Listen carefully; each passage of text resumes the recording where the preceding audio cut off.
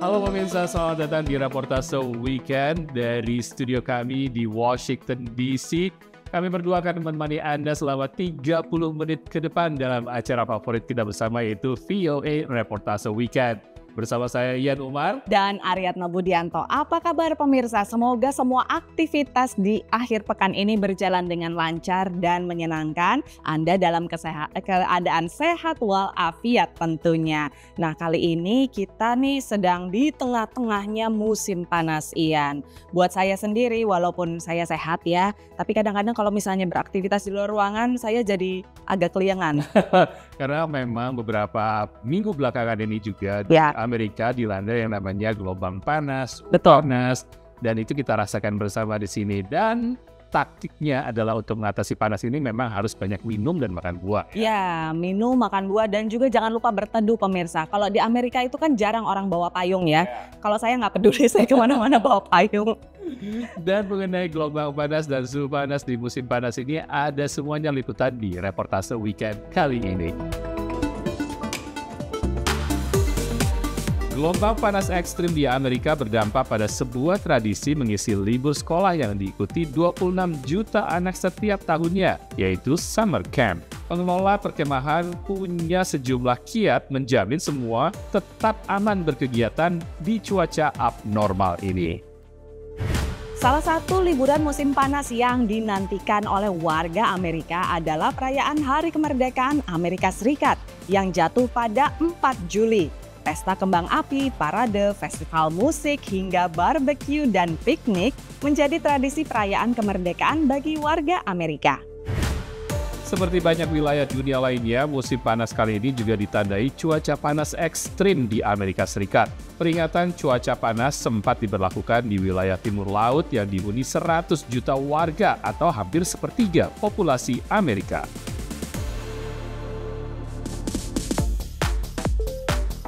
Pemirsa, gelombang panas memang juga dirasakan di wilayah Asia, yaitu sekitar bulan Mei lalu, di mana negara-negara di Asia, yaitu Asia Tenggara, di Thailand, suhunya sampai mencapai 52 derajat Celcius.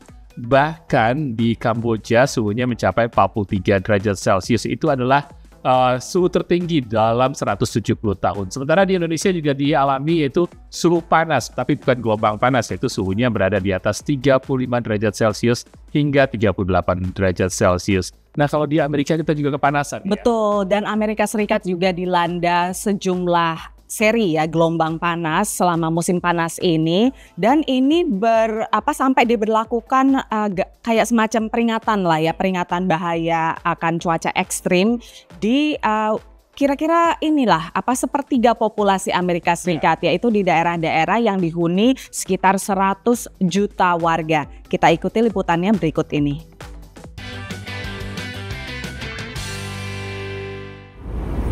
Es krim, air mancur, bahkan hidran. Orang-orang mencari kesejukan di tengah suhu ekstrim di Amerika Serikat. Muggy and hot and crazy, overwhelming, but it is what it is. Staying cool is a process this week. I think eating a lot of ice cream, taking lots of showers, and being grateful for air conditioning. We are so blessed to have it. So stay hydrated and be well out there. Cuaca panas ekstrim pada Juni berdampak pada lebih dari 100 juta orang di seluruh AS. Di Chicago, suhu menembus 36 derajat Celcius, suhu terpanas sejak 1957. Sementara kota New York membuka puluhan sekolah pada hari Minggu, supaya orang-orang bisa mengakses ruangan dengan pendingin. Drink a lot of water, stay hydrated, eat a lot of fruit, also, what else? Stay in the shade, right? Like, stay somewhere where it's cool. The trees, they give us oxygen and stuff, so it'll promote a breeze. Ibu kota Washington DC sudah menembus 37,7 derajat, terpanas dalam 8 tahun terakhir. Baik warga lokal maupun turis berusaha melawan panas yang mencekik. Oh, it's very hot. It's too hot. Yeah. I have 5 bottles water in the bag. Backpack. Pakar cuaca mengatakan suhu ekstrim ini disebabkan perubahan iklim. So, climate change is making everything hotter And then you add on top of that the fact that summers are always hot. And so we can expect a hotter than normal summer. Dan dia khawatir tingginya suhu ini tidak berlangsung sementara, melainkan permanen. I mean, this is the future. This is a small preview of the future. And in 10 or 20 years, people are going to look back on this and they're going to say, I can't believe how cool it was. I wish it were that cool again. Ia juga menegaskan kaitan kenaikan suhu ini dengan penggunaan bahan bakar fosil. Studi World Weather Attribution yang meneliti gelombang panas di Asia Tenggara memperkirakan gelombang panas ekstrim akan semakin sering terjadi. Saat ini dengan kenaikan suhu 1,2 derajat Celcius saja, gelombang panas ekstrim sudah terjadi 10 tahun sekali. Namun jika suhu naik sampai 2 derajat Celcius, gelombang panas ekstrim diperkirakan muncul 2 tahun sekali. Dari Washington DC, saya Rio Tuasikal dan tim VOA.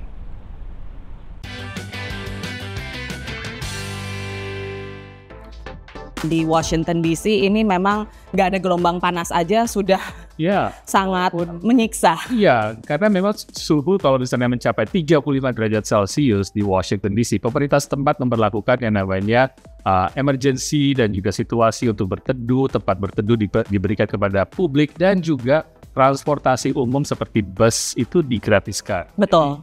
Memang sangat mendukung pemerintah untuk situasi seperti ini. Dan pemirsa masih banyak liputan lainnya, jangan kemana-mana, stay tune terus di Reportase Weekend.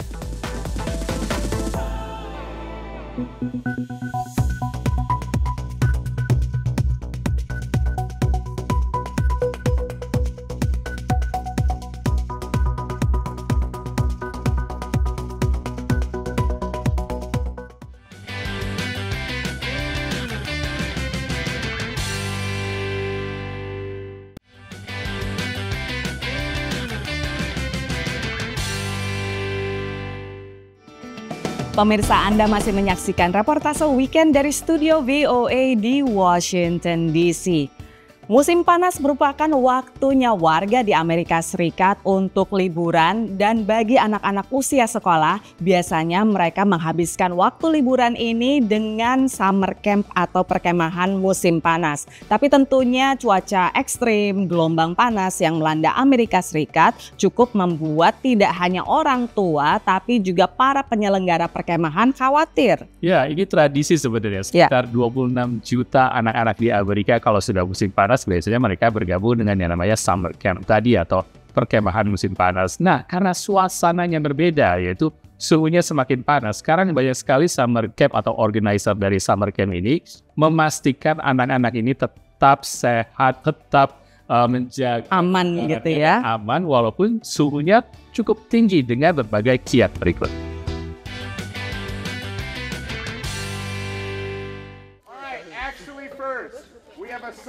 Di tengah gelombang panas, situs-situs perkemahan musim panas di Amerika harus bekerja keras memastikan anak-anak bisa berkegiatan dengan selamat. American Camp Association has really been focused on helping camps prepare for climate change and the impact that it has on the way that you program camps outside and how you adapt to these challenges. Bahkan saat matahari mulai terbenam, suhu bisa berkisar 33 derajat Celcius dengan kelembapan tinggi. Para pakar memperingatkan anak-anak lebih rentan terpengaruh cuaca ekstrim. Often for very active kids who are just running around, a lot of them don't take a break. And it's up to us as the adults watching them to make sure that they take a break and take a rest and cool down. Camp Kern di Oregonia, Ohio misalnya, menambah kabin-kabin ber-AC, area permainan basah, serta lebih banyak kesempatan main di kolam atau danau. Instruktur dan pengawas kolam pun ditambah. This week we've been visiting the pool more often, taking frequent water breaks. We have a lot of shade around camp. We're really lucky that half of our camp is woods. So we have spent a lot of time in the shade doing that. Di perkemahan, cuaca bukanlah sesuatu yang bisa disepelekan. Tahun 2017, seorang remaja 15 tahun meninggal akibat heat stroke, peningkatan suhu tubuh secara drastis akibat lingkungan. maka pengelola camp meminta orang tua ekstra persiapan. You know, like we talk about the sunscreen and keeping them hydrated and things like that, I think becomes crucial. One of the questions we ask the parents at check-in is, did you bring your water bottle? Right? And so that's something that maybe wasn't happening, 5-10 years ago. There you go. Sejumlah perkemahan menyiasati tantangan cuaca dengan menggeser jam operasional sehingga anak-anak tidak terlalu kepanasan. Ada sekitar 20.000 perkemahan beroperasi di AS, menampung lebih dari 26 juta peserta.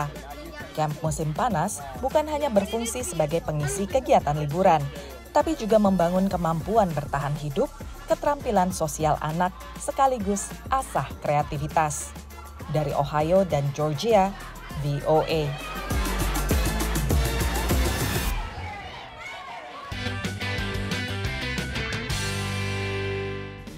Ya, jadi kuncinya memang hidrasi pemirsa. Baik tadi dikasih es loli ya, es bonbon, ataupun disuruh nyebur lebih lama di danau maupun di kolam. Jadi dari luar dan dalam mereka diberikan kesejukan dan juga hidrasi yang lebih banyak dari sebelumnya.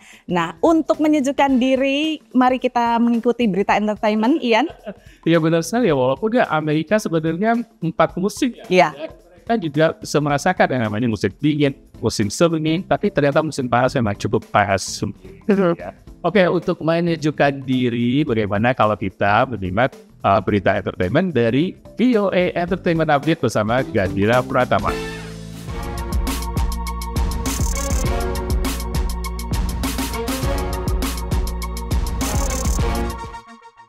Hey guys, welcome to VOA Entertainment Update, your one-stop shop for everything pop.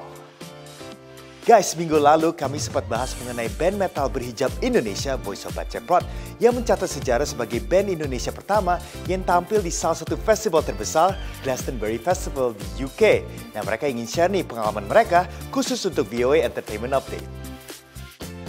Pada tanggal 26 Juni 2024 lalu, para penggemar musik metal di Inggris terkesan melihat 3 musisi Indonesia berhijab, Voice of Baceprot, tampil sebagai band Indonesia pertama yang manggung di festival bergengsi Glastonbury Festival. Terus, gimana nih pengalamannya? Tapi yang pasti dari acaranya sendiri sih meninggalkan kesan baik banget di kami bertiga. Karena ini pengalaman pertama kami ke sana, dan dari pengalaman pertama ini kami banyak banget belajar hal baru. Terus apa sih pengalamannya yang paling berkesan? Yang paling berkesan pertama panggungnya, yang kedua penontonnya, terus yang ketiga vibes di tempat acaranya bagus banget. Kita manggung di Glastonbury tapi kita nggak keringetan. Ya, enak banget, soundnya mantap, terus penontonnya juga penuh sampai penontonnya mantap, semuanya mantap. Line-up Glastonbury Festival penuh dengan bintang-bintang musik kelas dunia seperti Coldplay, SZA, dan bahkan Dua Lipa. Kalau kalian ketemu siapa aja di festival itu? Ketemu siapa ya kemarin? Ketemu sama The Vaccine nonton doang. Iya. Kebagian nonton. Karena kebetulan kemarin di backstage juga kita kan pertama mainnya, jadi yang lain tuh belum pada datang gitu. Selain Glastonbury Festival, Voice of Baceprot juga sempat tampil di The Dome, salah satu venue musik legendaris di Inggris. We are Voice of Baceprot and you are watching Voice of America. Thank you so much Voice of Baceprot sudah share pengalaman kalian di Glastonbury Festival. Next update, grup K-pop 17 yang juga tampil di festival tersebut menjadi wakil musisi terbaru untuk UNESCO. So today, we are truly thrilled to announce that we are joining hands with UNESCO to take our Going Together campaign to the next level. Bintang K-pop 17 ditunjuk oleh UNESCO sebagai duta global pertama untuk generasi muda. And today we have with us 13 artists, but one voice and a phenomenal band and movement. And they are also, and this is what brings them here today with us, a voice for millions of young people worldwide. It's the power of K-pop, which is much more than a musical genre, which is a global movement. 17 juga mengumumkan bahwa mereka akan menyumbang sebanyak $1 juta atau sekitar 15 miliar rupiah untuk kampanye Going Together yang bertujuan untuk mempromosikan pentingnya pendidikan di seluruh dunia. We believe that youth have the most creative ideas and the strongest determination to make the world a better place. Seventeen juga mempunyai pesan inspiratif untuk anak muda. We want to tell our fellow youth that every unique dream that you have is important. Every single dream matters, whether it is big or small, loud or quiet, traditional or innovative, personal or public. Never let anyone, including yourself, belittle your dream. Congratulations 17, semoga program ini lancar dan bermanfaat. Oke, sekian dulu dari VOA Entertainment Update. Saya Gandhira Pratama signing out dari studio VOA di Washington DC. I'll see you next time. Peace.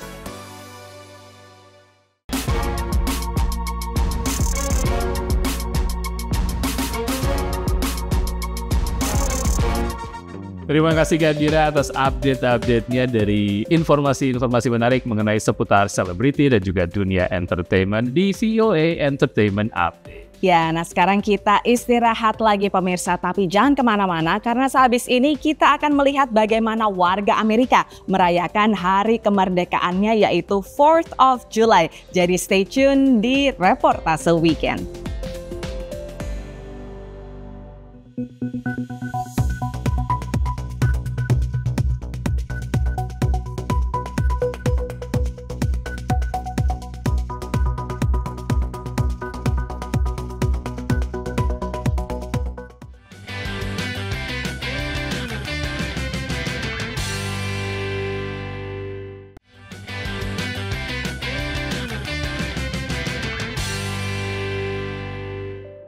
Pemirsa, Anda masih bersama Reportase Weekend. Tanggal 4 Juli memang menjadi salah satu favorit di masa liburan musim panas di Amerika karena tanggal 4 Juli ini adalah Hari Kemerdekaan Amerika dan biasanya dirayakan dengan berbagai kegiatan oleh warga setempat dan juga di ibu kota Amerika. Tentunya pusat perayaannya ada di sini, yaitu ada parade dan juga berbagai macam musik festival dan juga piknik ataupun acara lainnya karena memang ini merayakan kemerdekaan yang sudah ratusan tahun. Ya? Betul, 248 tahun Amerika Serikat merdeka pemirsa. Jadi kalau misalnya dibandingin sama Indonesia sih memang sudah jauh lebih tua ya. Nah tapi apa aja sih aktivitas yang berlangsung selama 4th of July terutama di jantungnya pemerintahan Amerika Serikat yaitu Washington DC? Kita simak liputan berikut.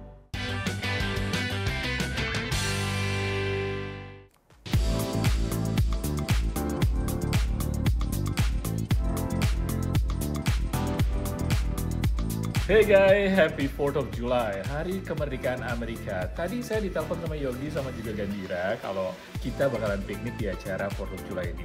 Tapi ada satu syarat ya katanya, tolong bawa makanan Indonesia. Kenapa ya? Kayaknya pikniknya memang piknik untuk Hari Kemerdekaan Amerika, cuma diminta untuk bawa makanan Indonesia. Yang akan saya siapin sebenarnya cukup simple dan udah ditungguin sebenarnya. Yuk kita masak yuk.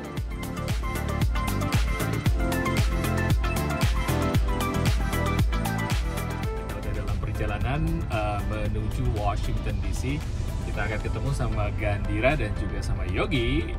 Kita mau lihat perayaan Hari Kemerdekaan Amerika di ibu kota Amerika yaitu di Washington DC. Yuk!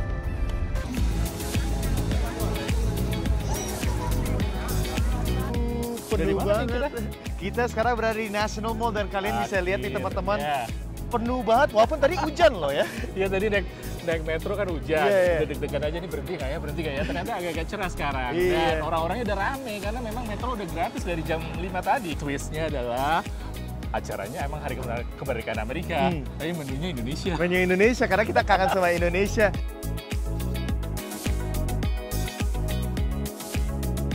Kita udah nemu tempat dan ini lapangan paling gede di Washington DC dari ujung ke ujung. Bisa dilihat di sebelah sana Capitol Hill, di sebelah sananya adalah Washington Monument. Monas dan fireworksnya bakalan ada di sana ya. And we have a special guest. Saya Buni, saya teman Gandhira sejak SMA. Bawa apa nih Mas makanannya? Gua karena disuruh tadi udah siap-siap di rumah. Nanti juga lihat footage-nya juga udah lihat kan kalau saya nyiapin tempe mendoan. Favoritnya Boni nih ya. Mendoan ini tempe karena namanya mendoan bahasa Jawanya berarti setengah matang katanya. Setengah matang. Jadi kayak begini. Mantap. Mudah-mudahan cocok ya. Ntar kita lihat. Kalau saya nih banyak banget nih nasi goreng. Guys, Gandira tuh jarang masak, tapi sekali masak kayak begini, bayangin aja. Sekali masak hebat nasi gitu. goreng kambing. Ini jangan-jangan diimpor dari nasi kambing kebon siri kan? Makanya nanti nonton ya bagian pertama vlog ini. Bodi bawa makanan? Bodi. Sigi bawa apa nih Mas? Bawa. Wih, favorit saya nih martabak. Jadi bikin martabak. Kayak Pajun kok patriotik banget Mas. Uncle Sam, Paman Sam nih. Dulu sama Gandira kayaknya. Aku paling nervous nih karena kan Mas Yogi Mas Ian bisa masak. Aku kan kurang jago, jadi agak takut nih. Iya, nggak ngaruh. Duluan ya. Silakan. Silakan Bon, ambil. Let's go. Sikat. Mantap. Coba. Pedes juga ya Mas? Cabai rawit kok. Yoi. Gimana Dir? Juara sih ini, enak banget. Mantap ya. Mantap. Ini nasi goreng untuk pertama kalinya Gandira. Pertama kali rasanya banget. Enggak udah. Iya pertama kali rasain ya.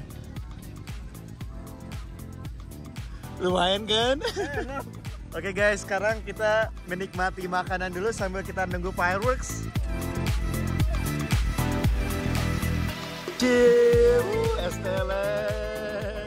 Jadi ya tadi bayangin aja, nggak cuma ada orang-orang banyak di sini kembang api, tapi juga ada konser tadi di depan di Capitol Hill, konsernya juga live dan semua sudah bersiap menghadap ke arah Washington. Udah gelap banget Monument. ini. Udah gelap. Orang-orang udah punya pribadi fireworks namanya Ya, Sparkle. Itu udah mulai dinyalain tuh di belakang kita. Sparkle.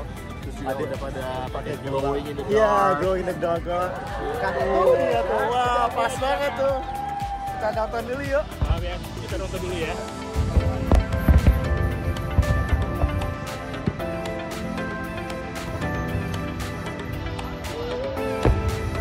Wah seru ya kemudian 4th of July. Sampai ketemu lagi, mungkin kita akan ke 17 Agustus loh, Hari Kemerdekaan Indonesia kita akan liput. So see you guys then. Bye bye. Happy 4th. Happy 4th.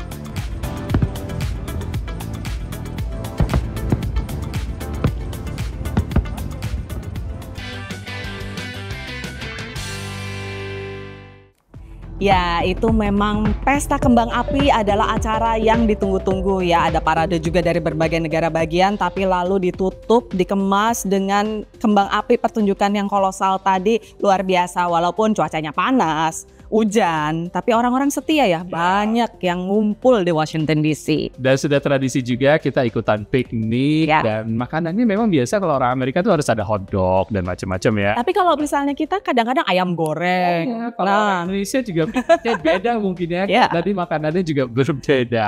Oke pemirsa, senang sekali kita telah menemani Anda selama 30 menit di reportase weekend. Tapi saatnya buat kami berdua untuk berpisah dulu. Saya Ian Umar dan Ariadne Budianto ikut mengundang Anda untuk berpartisipasi di media sosial kami dengan handle VOA Indonesia. Sampai ketemu lagi minggu depan pemirsa, stay safe and stay healthy. Dadah!